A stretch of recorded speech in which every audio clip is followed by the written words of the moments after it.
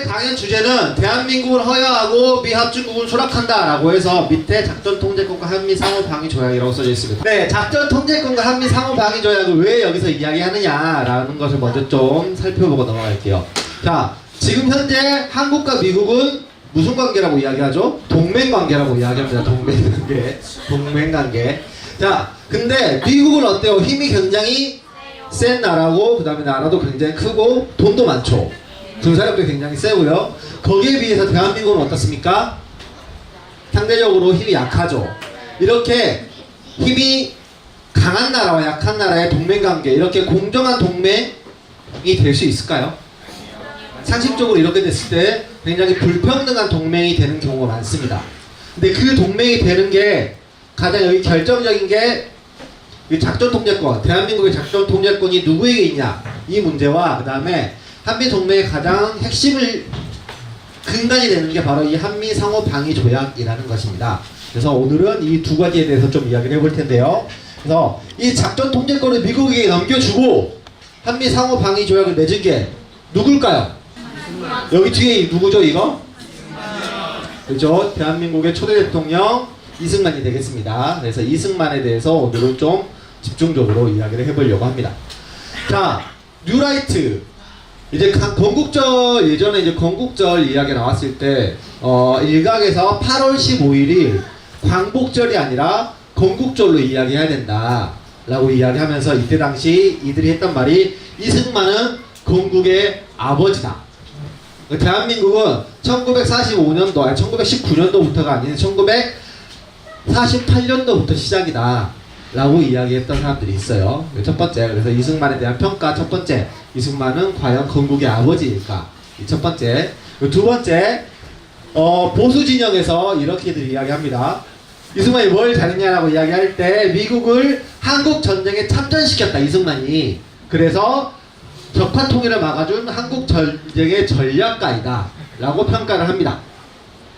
무슨 말인지 알겠죠? 그래서 과연 이 평가가 맞는 것일까 라는 것을 한번 쭉 알아보도록 하겠습니다. 자, 첫 번째, 그럼 과연 이승만이 미국을 한국 전쟁에 참전시켰나, 이 부분을 잠깐만 살펴볼게요. 자, 미국은 한반도 문제에 있어서 굉장히 주도적으로 나섰습니다. 자, 1945년 8월 15일 뭐가 됐다고 나와있죠?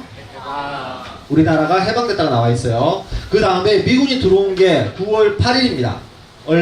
며칠 정도가 지났죠? 한 달이 채 안 되죠. 한 달이 채 안 되는 기간에 해방된 뒤에 미군이 대한민국으로 들어왔습니다. 한반도, 그때 당시 대한민국이 없었죠. 한반도로 들어왔고, 한국전쟁이 일어난 시기죠. 일어났을 때죠. 6월 25일 날 전쟁이 일어났는데, 미국이 참전 결정을 한 게 언제라고 나와있어요? 6월 30일. 며칠 만에? 5일 만에 미국은 한국전쟁에 참전 결정을 하게 됩니다. 자, 굉장히 경이로운 속도예요. 엄청난 속도입니다. 미국이 세계대회 1차 세계대전에 참전 결정하는데 몇 년이 걸렸을까요? 3년이 걸렸습니다. 세계대회 2차 세계대전에 참전하는데 몇 년이 걸렸을까요? 한번 해봤던 거는 조금 더 쉬웠던 것 같아요. 2년이 걸렸습니다. 하지만 한국전쟁에 참전 결정하는데 얼마 걸렸다? 5일이 걸렸다. 이만큼 미국은 한반도 문제에 있어서 굉장히 적극적으로 나섰습니다. 그럼 이승만이 안 불렀어도 미국은 참전했다 안 했다? 했을 거라는 거예요. 걔네들은 자기들이 필요했기 때문에 한국전쟁에 참전을 한 겁니다. 자, 이제 역사 시간에 얼마나 공부를 열심히 했는지 한번 살펴보도록 할게요. 자, 1919년 3월 1일 무슨 일이 있었습니까? 3.1운동이 있었습니다. 자, 같은 해 4월 11일 무슨 날일까요? 임시정부 수립. 오, 함정 기다렸어요, 함정. 무슨 날이라고요? 네, 임시정부가 수립했던 날입니다. 그리고 쭉 지나서 일제강점기가 쭉 이어졌죠. 일본에 의해서 지배되던 시절이 쭉 이어졌고, 자, 1945년 8월 15일. 그렇죠. 해방이 일어난 날입니다. 그리고 48년 5월 10일 무슨 날일까요? 네, 무슨 날이요? 오, 그렇죠. 자, 이때 당시 45년에는 한반도가 남과 북으로 갈라졌을까요? 안 갈라졌을까요? 383이 있긴 있었지만 하나의 정부를 만들려고 굉장히 많은 노력을 했었죠. 남한과 북한에 지금 현재 그때 한반도에 살고 있던 국민 모두들. 하지만 1948년 해방되고 3년 뒤에 남한만의 단독 선거, 총선거가 이루어지게 됩니다. 자, 3년 뒤에 총선거가 이루어지게 됩니다. 이루어지고 48년 7월 17일 무슨 날일까요? 네, 오, 엄청 잘 알고 있어요. 저 이거 책 보면서 이거 처음 알거든요. 네, 대한민국의 헌법이 만들어지고 난 다음에 48년 8월 15일 무슨 일이 있었죠? 아까 앞에서 나왔던 네, 대한민국 정부가 수립되게 됩니다. 이렇게 해방되고 3년 뒤에 대한민국 단독 정부가 수립이 되게 돼요. 그리고 이때 이승만이 대통령으로 직위에 오르게 되죠. 그리고 네, 이제 여기가 좀 중요해요. 한국전쟁 이후, 한국전쟁 이 시기가 좀 중요합니다. 1950년 6월 25일 무슨 날이죠? 한국전쟁이 발발한 날이죠. 이때 전쟁이 일어나게 되고 6월 28일 날 전쟁이 일어나서 3일 뒤죠. 3일 뒤에 무슨 일이 있었을까요? 이때 이승만은 한국 전쟁이 일어났을 때 이승만은 어떻게 했을까? 자, 도망갔을까요? 싸웠을까요? 그렇죠. 바로 도망가기 시작합니다. 도망가면서 한강다리를 폭파시켜요. 한강다리를 이렇게 폭파시킵니다. 자, 다리를 폭파시켰으면 그때 서울에 있던 사람들은 그 밑으로 피난을 갈 수 있었다 없었다? 없었겠죠. 지 혼자 도망가려고 한강다리 폭파시키고 도망간 거예요. 도망가고 나서 그걸 바로 이틀 뒤 6월 30일 전쟁이 일어나고 나서 5일 뒤 아까 무슨 일이 있었다고 했죠? 그렇죠. 미국이 참전을 결정했습니다. 자, 미국이 참전을 결정할 때 이때 유엔군이라는 이름으로 한국전쟁에 들어오게 돼요. 그리고 7월 12일 굉장히 중요한 날입니다. 전쟁이 일어나고 한 달이 좀 안 됐죠. 좀 안 됐을 때 이승만이 누굴까요? 메가더 장군이죠. 메가더 장군. 그때 당시 유엔군 사령관입니다. 유엔군. 미국이 참전했을 때 유엔군의 이름을 가지고 들어왔다고 했어요. 그래서 유엔군 사령관에게 편지를 한 통 보냅니다. 진짜 편지를 보내요. 진짜 편지를 보내는데 이때 이 편지를 흔히 대전협정이라고 이야기합니다. 자, 그래서 대전협정 좀 정확히 이야기를 하면 제한 미국 군대의 관할권에 관한 대한민국과 미 합중국 간의 협정. 자, 제한 미국 군대는 어딜 이야기하는 걸까요? 제한 미국 군대. 그때 당시 유엔군이겠죠? 유엔군, 미국 군대. 한국에 있는 미국 군대의 관할권. 어디까지 관할하느냐. 미국 군대가 어디까지 권한이 있느냐라는 것에 대해서 대한민국과 미국 간의 협정이라는 거예요. 근데 이것을 뭘로 했다? 편지 한 통으로. 이승만이 메가더에게 보냈어요. 그래서 그 내용이 되겠습니다. 이거 중간에 잠깐 내용인데 여기서 이 빨간 부분에 된 것을 잠깐 보면 현재의 전쟁 상태가 지속되는 동안 현재의 전쟁이라는 것은 무슨 전쟁일까요? 한국전쟁 동안 대한민국의 작전지휘권을 귀하가 누구예요? 메가더. 귀하에게 이양한다. 이양한다는 게 뭐예요? 준다라는 거죠. 자, 편지 한 통으로 대한민국의 작전권을 누구에게 줬어요? 메가더에게 준 겁니다. 자, 그래서 이게 군사권이라는 거, 작전권이라는 거는 나라의 주권 중에서도 굉장히 중요한 권리예요. 주권이라는 건 나라의 권리가 되겠죠. 국민의 권리. 그래서 근데 이 권리를 단 편지 한 통으로 미국에게 넘겨준 것입니다. 그래서 이것을 지구상에서 가장 경이로운 주권의 양도라고 이야기했어요. 이거는 1970년대 있던 유엔군 사령관이 자기가 딱 본 거야. 유엔군 사령관이 돼가지고 한국 역사를 쭉 보니까 이승만이 이렇게 편지 한 통으로 주권을 넘겨준 거예요. 그래서 너무 놀라운 거죠. 그래서 지구상에서 가장 경이로운 주권의 양도이다. 편지 한 통으로 나라의 주권을 다른 나라에게 넘겨줬다. 라고 이야기를 한 겁니다. 그래서 우리나라는 그때 당시 한국전쟁 당시에 우리나라 군대에 대한 권한이 있었다 없었다? 없었어요. 그렇기 때문에 당연히 휴전협정에서도 북한과 중국과 미국은 있지만 우리나라는 있어요 없어요? 없다라는 거죠. 우리나라는 그때 당시 우리나라의 권리에 대해서 아무런 권한이 없었습니다. 그래서 이렇게 된 거고요. 자, 그럼 다시 또 역사를 좀 살펴보겠습니다. 한국전쟁이 시작되고 난 다음에 그 다음에 1951년 1년이 지났죠. 1년 정도 이렇게 막 전쟁이 엄청 막 활발하게 위아래로 왔다 갔다 하다가 1년 뒤 여름에 38선 근처에서 교착이 일어나게 됩니다. 교착이라는 거 뭐예요? 더 이상 왔다 갔다 하지? 아주 살짝 왔다 갔다 하긴 하는데 이 전선 싸우는 지점이 왔다 갔다 하긴 하는데 지금 현재 휴전선 근처에서 전쟁이 길어지게 된다는 거예요. 그래서 거기서 더 이상 밀리지도 당겨지지도 않고 교착 상태에 이르게 됐는데 이게 너무 전쟁이 길어지고 피해도 커지고 하다 보니까 7월에 휴전 협상을 시작하게 됩니다. 사실상 전쟁이 일어나고 나서 1년 뒤에 바로 휴전 협상에 들어가게 돼요. 근데 실제로 정전협정 휴전을 결정하게 된 건 언제예요? 네, 그렇죠. 1953년 7월 27일. 자, 협상을 개시한 거는 51년인데 협상이 끝난 건 53년이에요. 협상이 얼마나 걸린 거예요? 2년이라는 시간이 걸렸죠. 왜 이렇게 오래 걸렸을까요? 두 가지 문제가 있습니다. 첫 번째, 군사분계선 문제. 두 번째, 포로교환 문제. 이 두 가지가 가장 큰 논란이었다고 해요. 이게 서로 간의 입장 차이가 너무 커서 이게 잘 합의가 안 되는 거야. 정전을 하려면 어쨌든 합의를 해야 되는 거잖아요. 근데 이 합의가 잘 안 됐던 거예요. 그래서 포로교환 문제에 대해서 특히나 좀 살펴보겠습니다. 포로교환 문제에 대해서 이야기하는 거는 그때 당시 중국과 북한 같은 경우는 제네바 협약을 준수하자라고 이야기를 했습니다. 자, 제네바 협약은 뭐냐? 인도주의에 대한 국제적인 약속이고요. 전쟁 포로는 본국으로 송환한다 라는 국제적인 약속이에요. 자, 여기에 따르면 그때 당시 미국이 데리고 있던 북한 포로들 어떻게 해야 돼요? 어디로 보내야 돼요? 북으로 보내야 되는 거죠.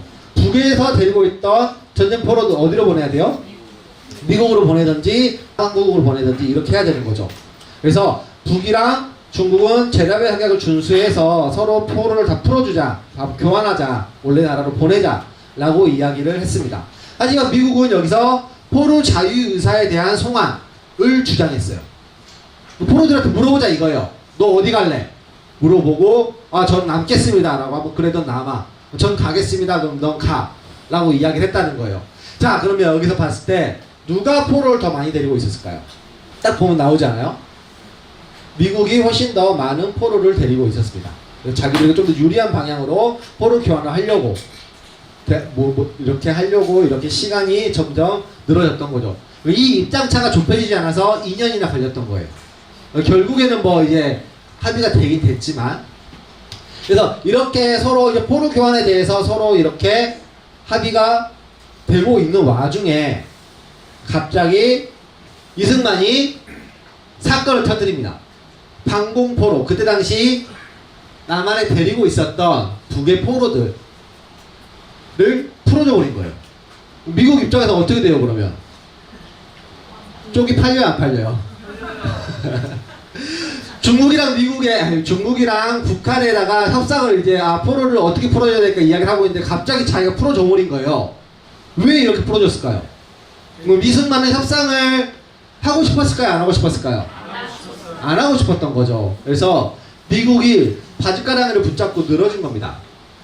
근데 어찌됐던 간에 이승만은 이때 당시에 전쟁이 끝나기 원치 않았고 그렇기 때문에 방공포로들을 풀어줌으로 해서 협상을 깨려고 했던 거예요. 그래서 이때 당시에 미국은 굉장히 당황스러운 입장이 됐죠. 근데 어찌됐던 아까 우리나라는 대한민국은 군사주권이 있다 없다? 없어요. 그럼 휴전협상에서 뭔가 권리를 행사할 수 있어요 없어요?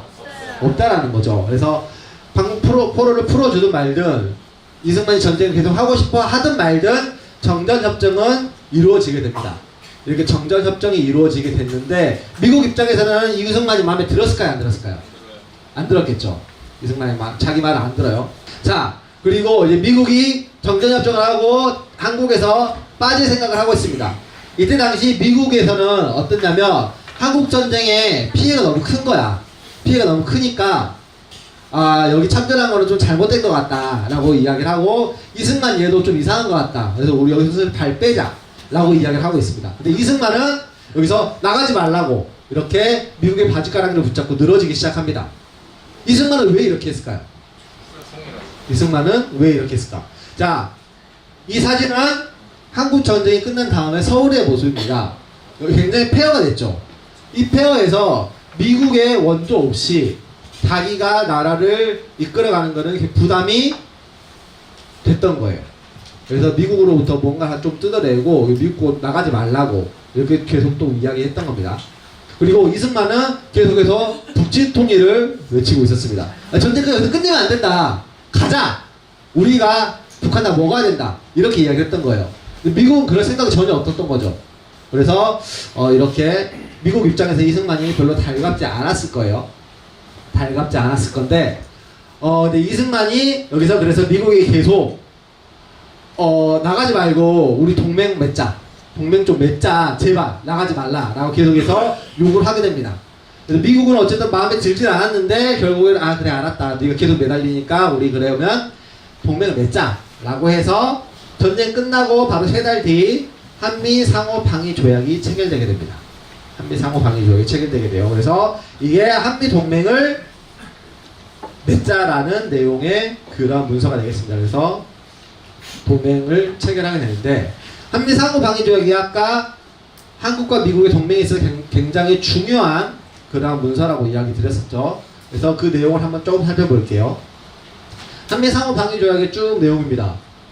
근데 이 중에 4조를 보면요. 자, 상호 합의에 의하여 미 합중국의 미국의 육군 해군 공군을 미국의 군대를 대한민국의 영토 한국과 그 주변에 배치할 권리, 미국의 군대를 대한민국과 그 주변에 배치할 권리를 한국은 허여하고, 허여가 뭘까요? 허락하고 미 합중국은 이를 수락한다. 즉 미국 군대를 대한민국과 그 주변에 배치할 것을 대한민국이 허락한다고 이야기했는데 사실상 배치할 수 있게 해준다는 거죠. 배치할 수 있게 해준다는 거고 미국은 그래 그럼 우리가 그럼 배치할게 라고 이야기한다는 겁니다. 사실상 이 조항을 보면 말이 허락이지 대한민국은 미국에게 배치할 수 있게 해줘야 되는 거예요. 의무가 가진 거죠. 그럼 미국은 여기서 뭘 해야 돼요? 미국이 해야 되는 건 뭐가 있어요? 배치를 그냥 하면 되는 거예요. 그러니까 이 조항만 보더라도 대한민국은 의무만 있고 미국은 권리만 있습니다. 아까 이게 대한민국 한미 동맹에 있어서 굉장히 중요한 문서라고 했죠. 근데 이게 굉장히 불평등한 동맹이라고 이야기했어요. 그래서 불평등한 동맹인 것을 딱 이 4조 한미 상호 방위 조약만 보더라도 알 수 있습니다. 그리고 한미 상호 방위 조약을 지키기 위해서 있는 한미 상호 의사록이라는 문서가 하나 더 있거든요. 근데 이 문서를 보면 이런 내용이 있습니다. 유엔군 사령부가 한국의 방위를, 유엔군 사령부의 핵심은 어디일까요? 유엔군 사령부라는 것은 사실상 미국의 군대, 미국군이 주축이 돼서 핵심을 이루고 있어요. 그래서 유엔군 사령부, 미국 군대가 한국의 방위를 책임지는 동안 작전 통제권을 유엔군 사령부에 넘겨주기로 합의를 했습니다. 한미 상호 의사록에서. 자, 아까 대전협정에서는 언제까지 넘겨준다고 했어요? 전쟁 동안에 넘겨준다고 했는데 한미 상호 방위 조약과 한미 상호 의사록에서 언제까지 한국의 방위를 책임지는 동안. 그럼 언제까지 책임지기로 했을까요? 언제까지 책임지기로 했다는 말은 명시되어 있지 않습니다. 그럼 미국 입장에서 이걸 줄까 안 줄까 우리나라에? 줄 이유가 없죠. 사실 줄 이유가 없고 더 기가 막힌 것은 우리나라는 이걸 받겠다고 나서고 있어요? 안 나서고 있어요? 지금 현재 나서고 있지 않다라는 것입니다. 그래서 근데 자, 이 한미 상호 방위 조약과 한미 상호 의사록 둘 다 누가 했다고 했어요? 언제 했다? 우리나라 대통령이 이때 누구였다? 이승만이었다. 즉 이승만이 아까 미국의 바짓가랑이를 붙잡고 한미 상위 방호 조약과 한미 상호 의사록 두 가지를 채택을 했는데 여기에 의하면 우리나라는 미국과 불평등한 동맹을 맺기로 했고 그리고 우리나라의 작전 통제권 또한 유엔군 사령부에 넘겨줬다. 근데 이걸 누가 하자고 했다고요? 미국이 하자고 했던 거예요? 아니라는 거죠. 이승만이 하자고 했다는 겁니다. 그래서 이러한 과정을 통해서 결론적으로 한미 동맹이 완성이 되게 됩니다. 그리고 한 가지만 더 이야기하자면 이승만의 업적에 대해서 한미 상호 방위 조약에 의하면 이렇게 이야기하는 사람들이 있어요. 이승만의 업적 중에 가장 중요한 게 우리나라에서 전쟁이 일어나면 미국이 자동 참전하게 된다. 그러면 북한이 만약에 전쟁을 일으키게 되면 미국이 참전하게 되니까 이게 전쟁 억제력을 가진다. 전쟁이 일어나지 못하게 막는 효과를 가지고 있다. 라고 이야기를 하는 사람들이 있습니다. 그래서 이게 이승만의 굉장히 큰 업적이다. 미국은 우리나라에 자동 참전하게 된다. 라고 이야기를 하는 사람이 있어요. 근데 제3조를 보면 공격받으면 도와준다는 거예요. 대한민국이 공격받으면 도와준다는 거예요. 아까 이승만이 그렇게 외쳤던 북진통일, 우리가 먼저 북으로 쳐들어간다 라고 하면 미국이 도와준다 안 도와준다? 도와줄 의무는 없다라는 거예요. 여기에 의하면. 그래서 아까 이야기했던 자동참전이라는 것은 맞는 말 틀린 말? 틀린 말이라는 거죠. 그래서 이런 과정을 통해서 한미동맹이 체결이 됐는데 한미동맹의 결과를 분석을 해보면 이런 내용이 있습니다. 결론적으로 보면 한미동맹이 체결된 결과 주한미군의 한반도 주둔이 공식화됐습니다. 아까 그 내용이 나와 있었죠. 그리고 두 번째, 미국의 영향력이 커졌을까요? 작아졌을까요? 당연히 커지겠죠. 미국은 우리나라에게 군사 원조라고 경제 원조라고 해서 점점 개인력을 높여가기 시작합니다. 그렇기 때문에 미국의 영향력이 대한민국에 점점 커지기 시작하고요. 세 번째, 한국의 안보는 전적으로 어디에게 맡게 됐다? 미국에게 맡게 되어 있다 라고 됐습니다. 네 번째, 내정 간섭과 정치 간섭이 이때부터 시작된 거예요. 한미동맹이 완성되면서. 그러면서 이거는 명백한 주권 침해가 되는 거죠. 다섯 번째, 미국의 이익을 실현할 도구로 대한민국이 전락하게 됩니다. 가장 대표적으로 한미 FTA 뭐 이런 게 있죠. 그래서 이러한 한미 동맹의 체결되는 과정을 보고 이승만의 고문이었던 미국의 그 사람이 이렇게 이야기했어요. 미국보다 더 앞서 미국에 필요한 정책을 실현한 것이다. 그래서 너무 대단하다. 미국 이승만이 이렇게 평가를 했다고 합니다. 자, 그래서 이승만이 이런 과정을 통해서 우리나라의 주권을 미국에게 넘겨줬다는 과정을 지금까지 쭉 한번 살펴봤습니다.